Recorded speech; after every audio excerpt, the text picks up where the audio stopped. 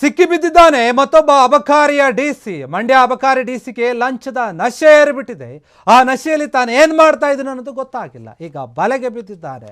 ಲಂಚ ಎಲ್ಲ ಕಡೆ ಕೂಡ ತಾಂಡವ ಮಾಡ್ತಾ ಇದೆ. ಮೊದಲೇ ಅಬಕಾರಿ ಇಲಾಖೆಯಲ್ಲಿ ಭ್ರಷ್ಟ ಅಧಿಕಾರಿಗಳಿದ್ದಾರೆ, ಅದರ ಸಚಿವರು ಕೂಡ ರಾಜೀನಾಮೆ ಕೊಡಬೇಕು ಅಂತ ಕೇಳ್ತಿರುವಾಗ ಈಗ ಮಂಡ್ಯ ಅಬಕಾರಿ ಡಿಸಿ ಕೂಡ ಲಂಚದ ನಶೆಯಲ್ಲಿ ಮುಳುಗು ಹೋಗಿಬಿಟ್ಟಿದ್ದಾನೆ. ಈಗ ಸಿಕ್ಕಿಬಿದ್ದಿದ್ದಾನೆ. ಮಂಡ್ಯದಲ್ಲಿ ಅಬಕಾರಿ ಇಲಾಖೆ ಭ್ರಷ್ಟಾಚಾರದ ಬಯಲನ್ನು ನಾವು ನೋಡೋಕೆ ಸಿಗ್ತಾ ಇದೆ.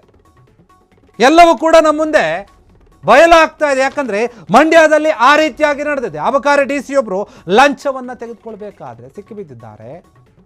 ಬಯಲಿಗೆ ಬಂದಿದೆ. 60 ಲಕ್ಷಕ್ಕೆ ಲಂಚಕ್ಕೆ ಬೇಡಿಕೆಯನ್ನು ಇಟ್ಟಿದ್ರು. ಆದ್ರೆ ಈ ಅಧಿಕಾರಿ ಈಗ ಸಿಕ್ಕಿಬಿದ್ದಿದ್ದಾರೆ. ಬಾರ್ ಲೈಸೆನ್ಸ್ಗಾಗಿ 60 ಲಕ್ಷ ಬೇಡಿಕೆ ಇಟ್ಟಿದ್ದಂತಹ ಅಬಕಾರಿ ಅಮಾನತು ಆಗಿದ್ದಾರೆ. ಮಂಡ್ಯ ಜಿಲ್ಲೆಯ KR ಪೇಟೆ ತಾಲೂಕಿನ ಸುಮನಹಳ್ಳಿ ಅಥವಾ ಸೋಮೇನಹಳ್ಳಿ ಏನಿದೆ ಆ ಗ್ರಾಮದಲ್ಲಿ ನಡೆದಂತಹ ಘಟನೆ ಇದು. ಹೊಸದಾಗಿ CL7 ಬಾರ್ ಲೈಸೆನ್ಸ್ ಬೇಕಾಗಿತ್ತು, ಅದಕ್ಕೋಸ್ಕರ ಲಂಚ ಕೇಳಿದ್ದಾರೆ. ಅಬಕಾರಿ ಅಧಿಕಾರಿಗಳು ಸಣ್ಣ ಪುಟ್ಟ ಕಾರಣ ನೀಡಿ ಪದೇ ಪದೇ ಅರ್ಜಿಯನ್ನು ವಜಾ ಮಾಡ್ತಾ ಇದ್ರು. ಅರ್ಜಿದಾರ ಸುಂದರ್ ಅವರು ಈ ಬಗ್ಗೆ ನ್ಯಾಯಾಲಯದ ಮೊರೆ ಕೂಡ ಹೋಗಿದ್ರು. ಪರವಾನಗಿ ನೀಡುವಂತೆ ನ್ಯಾಯಾಲಯದಿಂದ ಆದೇಶ ಕೂಡ ಬಂದಿದೆ. ನೋಡಿ ಯಾವ ರೀತಿಯಾಗಿದೆ. ಪರವಾನಗಿ ನೀಡಬೇಕಾದ್ರೆ 60 ಲಕ್ಷ ರೂಪಾಯಿಯನ್ನು ನೀಡಲೇಬೇಕು ಅಂತ ಒತ್ತಾಯ ಮಾಡಿದ್ದಾರೆ. ಸುಂದರ್ ಎಂಬುವರಿಗೆ ಬೇಡಿಕೆ ಇಟ್ಟಿದ್ದಂತಹ ಉಪ ಆಯುಕ್ತ ನಾಗಶಯನ ಏನಿದ್ದಾರೆ, ನಾಗಶಯನ ಅವರ ಆಡಿಯೋ ಕೂಡ ಈಗ ರೆಕಾರ್ಡ್ ಆಗಿದೆ. ಸುಂದರ್ ಲೋಕಾಯುಕ್ತಕ್ಕೆ ದೂರು ಕೂಡ ಕೊಟ್ಟಿರ್ತಾರೆ. ನೋಡಿ ಹಿಂಗೆ ಕೇಳ್ತಾ ಇದ್ದಾರೆ ಅಂತ ಕಂಪ್ಲೇಂಟ್ ಕೊಟ್ಟ ಬೆನ್ನಲ್ಲೇ ಆಯುಕ್ತ ನಾಗಶಯನ ಏನಿದ್ದಾರೆ ಅವ್ರನ್ನ ಅಮಾನತು ಮಾಡಲಾಗಿದೆ. ಅಬಕಾರಿ ಇಲಾಖೆಯಲ್ಲಿ ಈ ಹಿಂದೆಯೂ ಕೂಡ ಒಬ್ಬ DC ರೆಡ್ ಹ್ಯಾಂಡ್ ಆಗಿ ಸಿಗೇ ಬಿದ್ದಿದ್ರು ಲೋಕಾಯುಕ್ತರಿಗೆ. 20 ಲಕ್ಷಕ್ಕೂ ಹೆಚ್ಚಿನ ಹಣವನ್ನು ಲಂಚದವಾಗಿ ಸ್ವೀಕಾರ ಮಾಡುವಾಗ ಈಗ ಇವರು 60 ಲಕ್ಷಕ್ಕೆ ಬೇಡಿಕೆಯನ್ನು ಇಟ್ಟಿದ್ರು. ಲಂಚವನ್ನು ಕೊಡಿ, ನಾವು ಲೈಸೆನ್ಸನ್ನು ಕೊಡ್ತೀವಿ ಅಂತ ಹೇಳಿ. ಬಾರ್ ಲೈಸೆನ್ಸ್ ಬೇಕಂತ ಅರ್ಜಿ ಹಾಕಿರ್ತಾರೆ. ಯಾವುದೋ ಇಲ್ಲ ಸಲ್ಲದ ನೆಪವನ್ನು ಒಡ್ಡಿ ಇವರು ಆ ಲೈಸೆನ್ಸ್ನ ಅರ್ಜಿಯನ್ನು ತಿರಸ್ಕಾರ ಮಾಡ್ತಾ ಇರ್ತಾರೆ ಅಥವಾ ಲೇಟ್ ಮಾಡ್ತಾ ಇರ್ತಾರೆ. ರೋಸ್ ಹೋಗಿರ್ತಾರೆ ಅವರು. ಇದೇ ಬಾರ್ ಲೈಸೆನ್ಸ್ಗಾಗಿ 60 ಲಕ್ಷ ಕೊಡಿ, ಹಾಗಾದರೆ ಮಾಡಿಕೊಡ್ತೀವಿ ಅಂತ ಆ ಅಧಿಕಾರಿ ಅಮಾನತಾಗಿದೆ.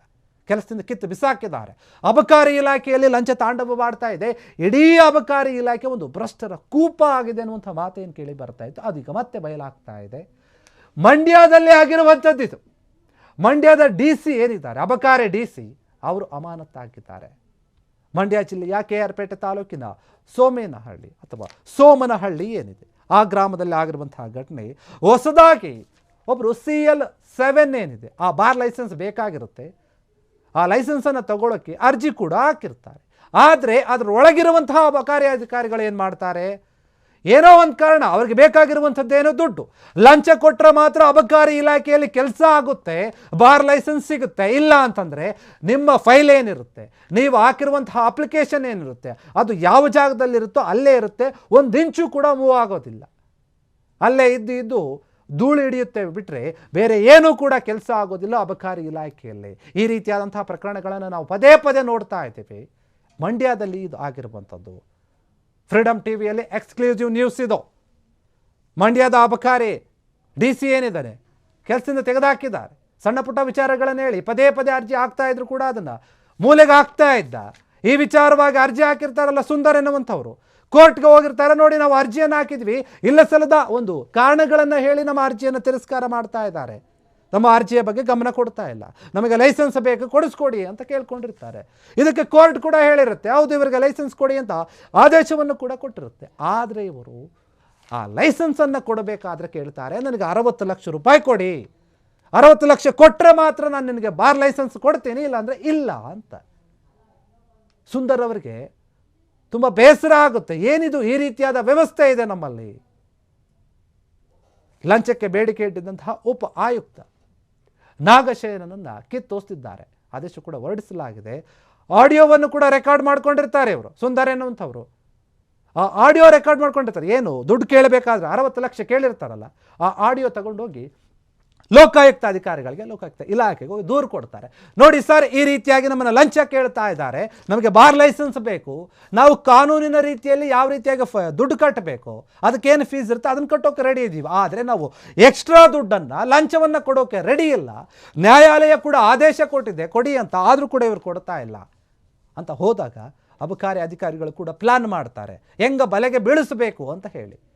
ದೂರು ಕೊಟ್ಟ ಮೇಲೆ ಹೋಗಿ ಆಯುಕ್ತ ಆಗಿರುವಂತಹ ನಾಗಶಯನ ಏನಿದ್ದಾರೆ ಅವರನ್ನು ಅಮಾನತುಗೊಳಿಸಿದ್ದಾರೆ. ಸರ್ಕಾರ ಆದೇಶವನ್ನು ಹೊರಡಿಸಿದೆ. ಈಗಾಗಲೇ ಅಬಕಾರಿ ಇಲಾಖೆಯಲ್ಲಿ ಕೇಳ್ತಾ ಇರುವಂತಹ ಮಾತುಗಳು ಸಾಕು, ಆರೋಪಗಳು ಸಾಕು. ಭ್ರಷ್ಟ ಇಲಾಖೆ ಅಂತ ಹೇಳಿ ಹೆಸರು ಬಂದ್ಬಿಟ್ಟಿದೆ.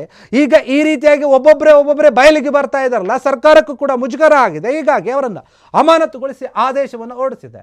ನಾಗಶಯನ ಇನ್ನು ಮೇಲೆ ತಮ್ಮ ಕೆಲಸದಲ್ಲಿ ಮುಂದುವರಿಯೋಕ್ಕಾಗಲ್ಲ. ಸುಂದರ್ ಅವರು ಕೊಟ್ಟಂತಹ ದೂರಿನ ಮೇರೆಗೆ ಈಗ ಸರ್ಕಾರ ಈ ರೀತಿಯಾದಂತಹ ನಿರ್ಧಾರವನ್ನು ತೆಗೆದುಕೊಂಡಿದೆ. ಅವರನ್ನ ಕೆಲಸದಿಂದ ಕಿತ್ತಾಕಿದೆ. ಕ್ಷಣ ಕ್ಷಣದ ಸುದ್ದಿಗಳಿಗಾಗಿ ಫ್ರೀಡಂ ಟಿವಿ ಸಬ್ಸ್ಕ್ರೈಬ್ ಮಾಡಿ, ಲೈಕ್ ಮಾಡಿ ಹಾಗೂ ಫಾಲೋ ಮಾಡಿ. ಹೊಸ ಸುದ್ದಿಗಳ ನೋಟಿಫಿಕೇಶನ್ಗಾಗಿ ಬೆಲ್ ಐಕಾನ್ ಮೇಲೆ ಕ್ಲಿಕ್ ಮಾಡಿ.